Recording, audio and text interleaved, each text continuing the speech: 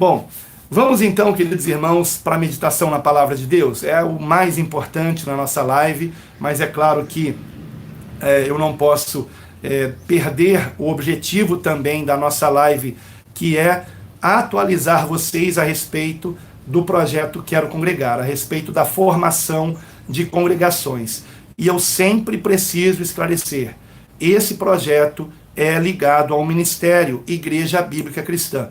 Então, se alguém ainda não conhece bem o nosso ministério, eu peço que, por favor, visite o nosso site, igrejabiblicacristã.org.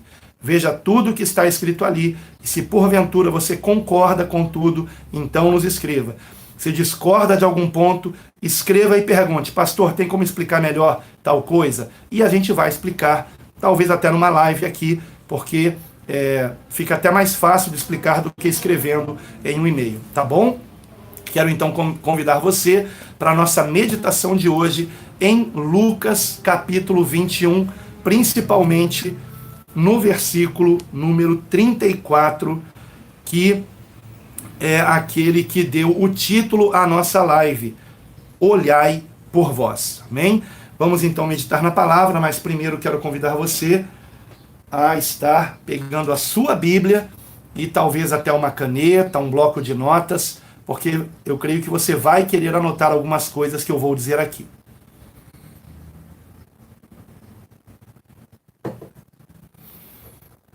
Oremos, irmãos.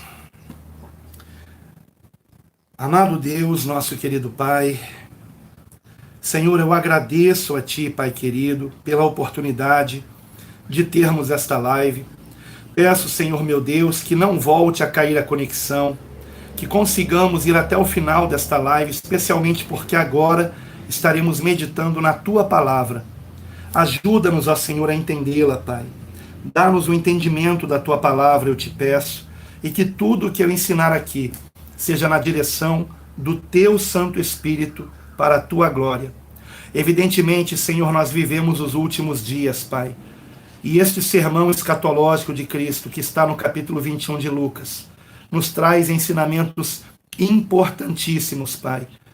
E o Senhor colocou no meu coração trazer um destes ensinamentos que eu considero o mais importante de todos aqui.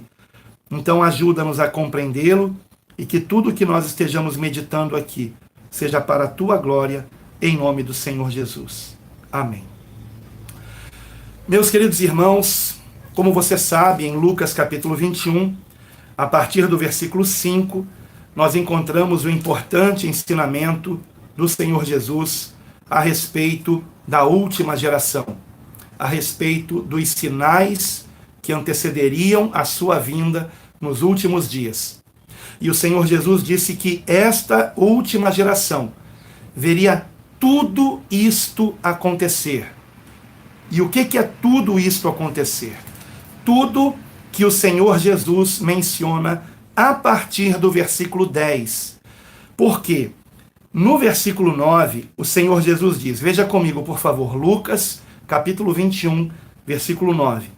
No versículo 9, o Senhor Jesus declara: e quando ouvirdes de guerras e sedições, em Marcos e Mateus está escrito, e rumores de guerras, não vos assusteis, porque é necessário que isto aconteça primeiro, mas o fim não será logo. Em Mateus e Marcos, neste mesmo sermão, está escrito, mas ainda não é o fim. E aqui em Lucas nós temos o detalhe de que o Senhor está dizendo que o fim não seria logo. Então, ao longo de muitos séculos, né, que foram 20 séculos, na verdade, que estão se completando agora em 2030, onde se completam 2000 anos deste sermão de Cristo, que foi às vésperas da crucificação e da ressurreição. Então, o Senhor disse nesse sermão escatológico que o fim não seria logo, que ao longo de muito tempo haveriam guerras e rumores de guerras, como de fato aconteceu nesses últimos 20 séculos. Mas que depois disso, então se levantaria nação contra nação e reino contra reino, ou seja, uma guerra generalizada no mundo inteiro, que ainda não aconteceu, o que chamam de Primeira Grande Guerra e depois a Segunda Grande Guerra, não foram guerras de fato mundiais, porque não envolveram todas as nações do mundo. Mas a que houver depois agora, nessa reta final, será de fato com todas as nações envolvidas. E o que o Senhor mais disse que aconteceria? Grandes terremotos em vários lugares, até mesmo onde nunca houve um grande terremoto, como o Brasil, por exemplo. O Brasil nunca teve um grande terremoto de verdade, um terremoto para derrubar edifícios, mas haverá. Inclusive eu mesmo já sonhei com isso acontecendo. Vai acontecer, irmãos.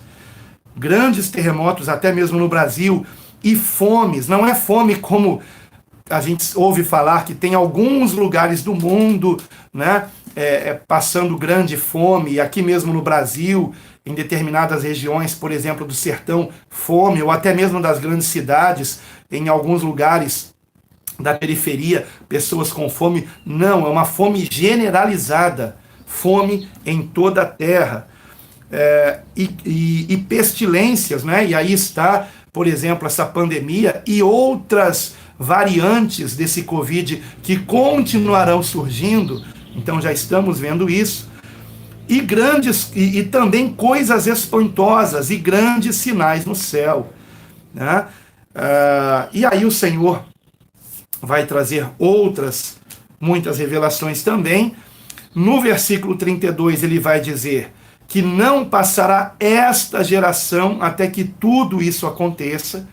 Então nós ainda veremos muito mais coisas acontecendo ainda. Nós, se estivermos vivos até o retorno de Cristo, porque não falta muito para ele voltar. E então o Senhor Jesus diz no versículo 33, passará o céu e a terra, mas as minhas palavras não hão de passar. E no 34, que é o versículo que deu título à live de hoje, e olhai por vós.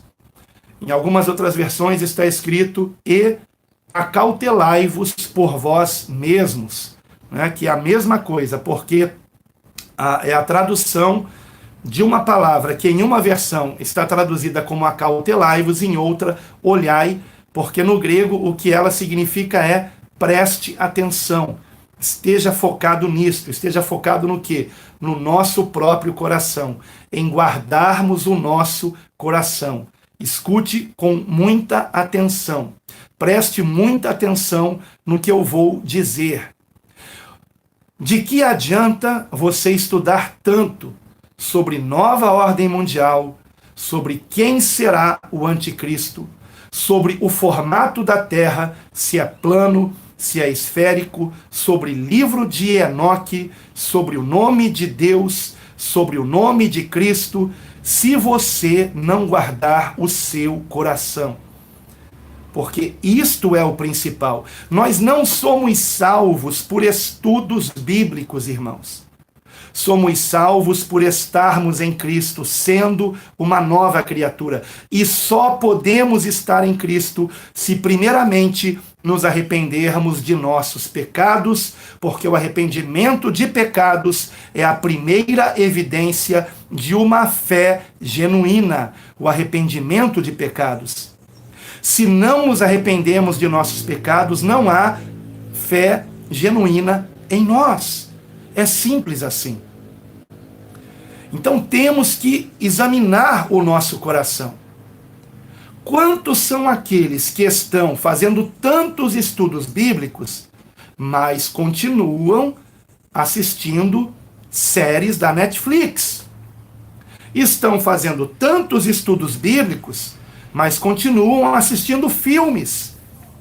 Continuam tendo o coração contaminado por cenas eróticas. Ainda que não seja um filme pornográfico, digamos assim, mas tem erotismo ali. E as pessoas estão assistindo isso. E ao mesmo tempo fazendo tantos estudos bíblicos, mas contaminando o coração com o pecado. Vendo essas coisas, colocando diante dos seus olhos essas coisas. Ou até pior ainda, indo em sites para ver pornografia. quantas pessoas presas a isso ainda. E como sair disso? Primeiramente, nos humilhando, como Davi se humilhou, e está revelada a sua oração de humilhação no Salmo 51, clamando ao Senhor pelo seu perdão, confessando o seu pecado e dizendo: pequei contra ti, somente pequei e fiz o que é mal perante os teus olhos. E ele declara: contra ti somente pequei. Ora, nós sabemos que Davi adulterou, tendo relação sexual com Batseba, que era casada com Urias, e fez com que o marido dela morresse na guerra, colocando ele na frente de batalha. Então, Davi cometeu um assassinato e um adultério. E mesmo tendo feito essas coisas contra pessoas, ele disse a Deus: contra ti somente pequei.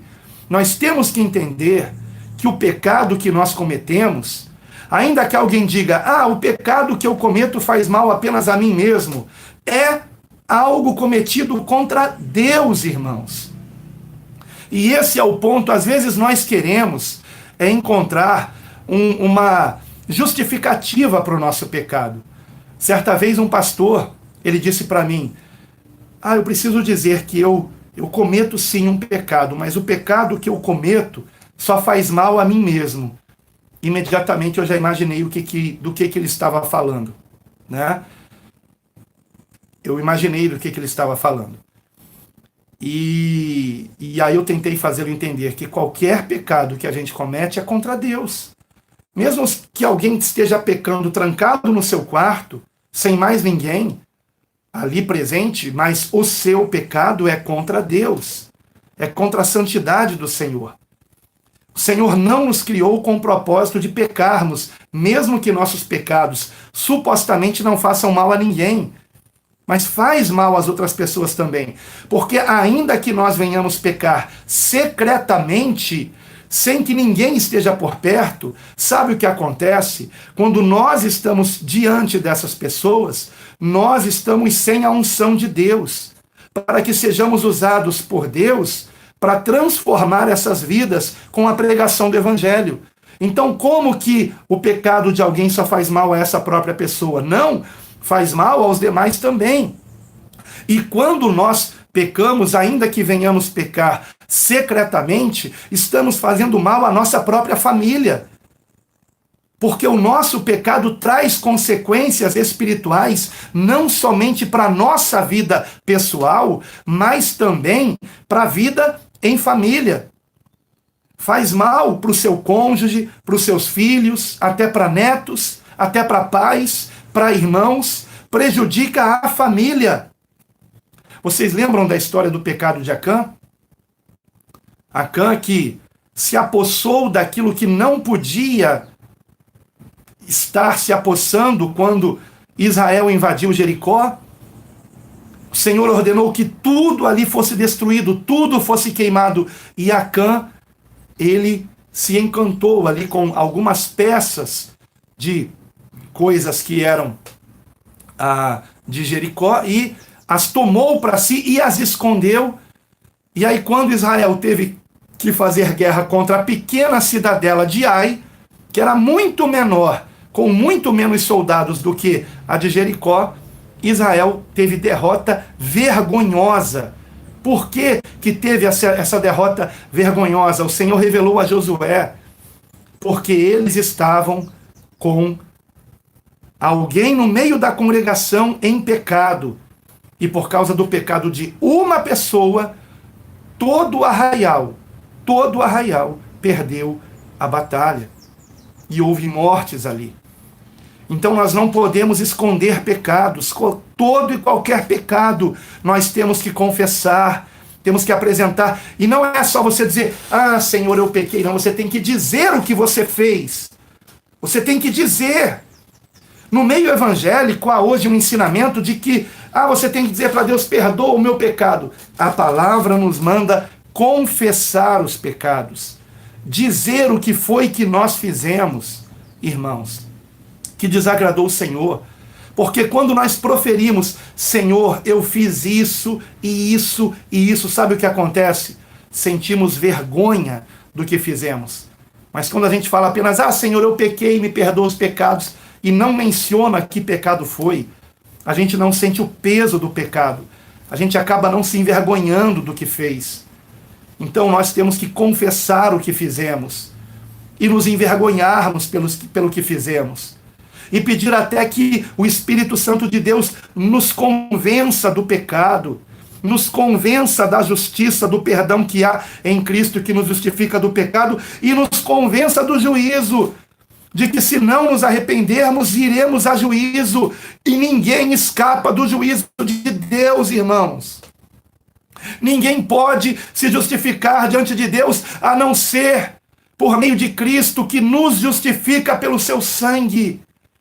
Então é confessarmos o pecado e dizermos, Senhor, eu não vou apagar esse pecado com as minhas boas obras, mas eu confio no sangue de Jesus, que me purifica de todo pecado, e me arrependo por esse pecado que fez com que Jesus precisasse morrer por mim na cruz, para que eu fosse perdoado. Temos que entender que o pecado faz com que nós sejamos culpados da morte de Cristo, se não nos arrependermos dele. Essa é a realidade. E por isso temos que nos arrepender, irmãos. Agora, por que eu estou mencionando isso? Porque é disso que o versículo 34 diz. Irmãos, sabe qual é a característica desses últimos dias? Um tempo de grande apostasia. E por que desta apostasia? Por que desse abandono da fé? Por causa do aumento da iniquidade. Por causa do aumento do pecado no mundo. A tentação hoje é maior. Hoje é muito mais difícil ser um cristão, um servo de Deus, do que há um século atrás apenas, ou até do que há 50 anos atrás apenas. Hoje é muito mais difícil, porque hoje a tentação é muito maior, o bombardeio de mensagens pecaminosas é muito maior. E nós temos que tomar cuidado com isso. Por isso o Senhor encerra um sermão escatológico aqui em Lucas capítulo 21 com isto: e olhai por vós, acautelai-vos por vós mesmos, não aconteça que os vossos corações se carreguem de glutonaria.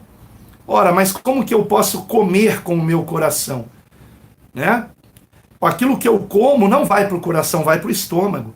Então o Senhor não está falando de comer com a boca, Ele está falando de comer com os olhos e comer com os ouvidos. Cuidado com o que entra no nosso coração. E de embriaguez, e o termo aqui no grego é intoxicação, né? Ou seja, nós ficarmos viciados com alguma coisa que entra pelos olhos e pelos ouvidos. E dos cuidados da vida, ou seja, as preocupações das coisas desse mundo. Há pessoas que não são viciadas em filmes, em séries, em pornografia, mas são viciadas em notícias. Assistem o máximo de noticiários que conseguem assistir. E isto também faz mal. Isto é um vício também. Isso faz com que o coração esteja cheio de preocupações e coisas desta vida passageira. Então, cuidado com isso também. Porque senão você vai se tornar uma pessoa ansiosa. Irmãos, interessante, né? Outro dia, eu recebi a notificação pelo YouTube de um noticiário aí. E aí eu cliquei achando que era uma coisa atual. E era algo de anos atrás, né? De um canal de notícias que eu sou inscrito no YouTube, de anos atrás. Mas interessante, aquele noticiário podia ser de hoje. Porque anos se passaram e nada mudou. Mudaram apenas os personagens. Mas as notícias continuam as mesmas. Corrupção, violência, né? E assim por diante. As notícias continuam as mesmas. Só mudam os personagens, né? E então, sabe o que na hora eu pensei? Eu poderia continuar assistindo esse noticiário de anos atrás, que não ia fazer a menor diferença na minha vida, sabe? Então, cuidado com isso, porque esses noticiários causam ansiedade, aquelas notícias todas de anos atrás se passaram e eu continuo vivo. Continuo, graças a Deus, tendo o que comer, tendo o que vestir, e isso basta, né? Então, cuidado com isso também, amém?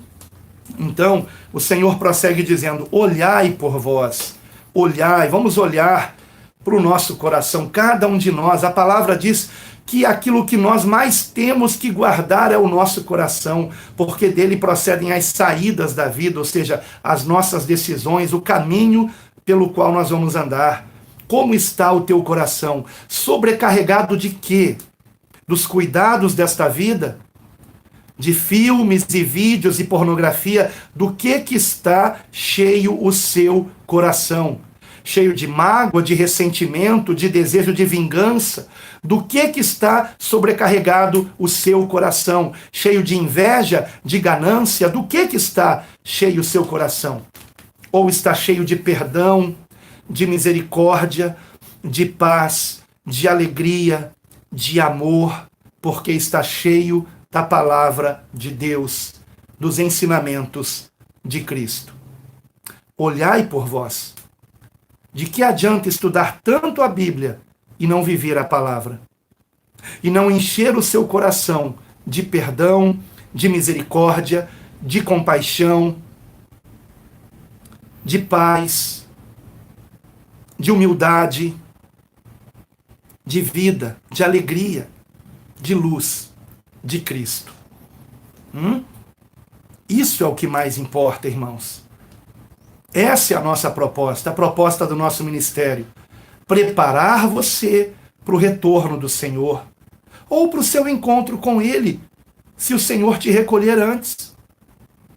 Como eu disse aqui, irmãos, eu não temo a morte, porque eu sei que quando esse corpo de carne vier a perecer, será a minha entrada na glória, e eu estarei para sempre com Cristo. Isso é incomparavelmente melhor, como disse Paulo, escrevendo aos Filipenses, que estavam preocupados se ele viria a ser condenado e seria morto. Porque ele escreveu aquela carta de dentro da prisão. E ele tranquiliza os irmãos. Ele disse, para mim o viver é Cristo e o morrer é lucro. O morrer é ganho. Por quê? Porque estar com Cristo é muito melhor. Mas você tem certeza de que estará com Cristo? Porque se você não tem essa certeza, é porque você não está nele ainda. Esteja em Cristo. Você não tem que ser perfeito para estar em Cristo. Você tem que se arrepender dos seus pecados. E se você vier a pecar novamente, não é porque você quis pecar, é porque realmente você não estava cheio do Espírito Santo e acabou pecando. Então, ore, confesse e volte a se encher do Espírito Santo. A nossa salvação não é porque nós nunca pecamos. A nossa salvação é porque Cristo nunca pecou. E o seu sangue nos purifica de todo o pecado. Mas quem é de Cristo não quer andar no pecado. Quem é de Cristo não quer ficar com seu coração cheio de mágoa, de ressentimento, de rancor. Quem é de Cristo quer perdoar. Quem é de Cristo ora para liberar o perdão. Quem é de Cristo ora por aqueles que lhe perseguem. Quem é de Cristo ora para que venha a ser cheio do Espírito Santo e venha a ter uma vida transformada. Você é de Cristo. Então não tenha medo. Não se apavore. Coisas ainda muito mais espantosas do que aquilo que há 2 dias atrás completou 20 anos de ter acontecido, que foi a queda das Torres Gêmeas. Aquilo foi espantoso, não foi? Parou o mundo, né? Eu creio que todo mundo se lembra daquele dia, do que estava fazendo naquele dia. Eu me lembro perfeitamente como foi espantoso aquilo. Quando eu cheguei em casa, liguei a TV. Na verdade, minha esposa já estava ali com a TV ligada. Quando eu cheguei em casa, estava voltando de ter cortado o meu cabelo. Estava voltando do salão de onde eu cortei o cabelo. E ali estava aquela cena que eu nunca mais esqueci. Me lembro perfeitamente daquilo, né? E coisas mais espantosas que essas ainda vão acontecer. Vão sim. Haverá o que vão chamar de a terceira guerra né, que será chamada de guerra mundial, que vai ser, na verdade, a primeira no mundo inteiro. Então tudo isso ainda vai acontecer, coisas muito mais espantosas. Por isso é que temos que nos enchermos do Espírito Santo agora. Agora. Quanto tempo você passa fazendo estudo bíblico e quanto tempo você passa orando? Pedindo que o Espírito Santo venha sondar o seu coração. Venha transformar você numa nova criatura. Temos que orar mais, irmãos. A palavra diz orar sem cessar. E a verdade é que nós não oramos sem cessar. Oramos pouco. Orar sem cessar significa também você estar com seu pensamento sempre ligado no Senhor. Mas lembre-se do que nós aprendemos na palavra com a live de sexta-feira. Sim, nós temos que orar todo o tempo, temos que orar sem cessar, mas pela motivação correta, para que sejamos uma nova criatura. Então, como está o teu coração? Como está o meu coração? Que o sangue de Cristo Jesus, nosso único Senhor e Salvador, venha nos purificar de tudo aquilo que há no nosso coração de pecaminoso. Venha nos limpar, venha nos transformar para a glória de Deus. Que sejamos cheios do Espírito Santo, porque esse é o propósito de nós estarmos nos reunindo, formando congregações. Não é para ficarmos julgando uns aos outros. Não é para ficarmos trazendo perturbação na congregação com estudos estranhos. O foco é sermos cheios do Espírito Santo, cheios da presença de Deus em nós, sermos transformados, regenerados pela palavra de Deus, meditando na doutrina de Cristo através do ensino dos apóstolos. E é por isso que meditamos tanto nas epístolas. E que nas meditações das congregações, eu creio que elas continuam fazendo isso, eu peço que continuem. Não estejam trazendo temas, estejam meditando nas epístolas.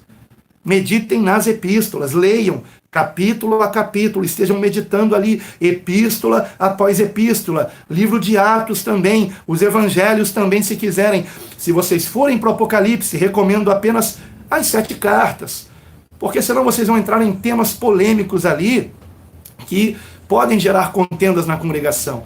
No nosso ministério, na questão de escatologia, respeitamos posições contrárias, não tem nenhum problema, tá? O importante é estarmos cheios do Espírito Santo, porque a qualquer momento o Senhor pode nos chamar. Quem nos garante que estaremos vivos até a volta de Cristo? Quem nos garante, irmãos? Precisamos estar cheios do Espírito Santo sempre, a cada instante, todos os dias da nossa vida. Amém? Eu poderia falar mais aqui, mas o recado já foi dado, não foi? Já foi dado. Olhai por vós.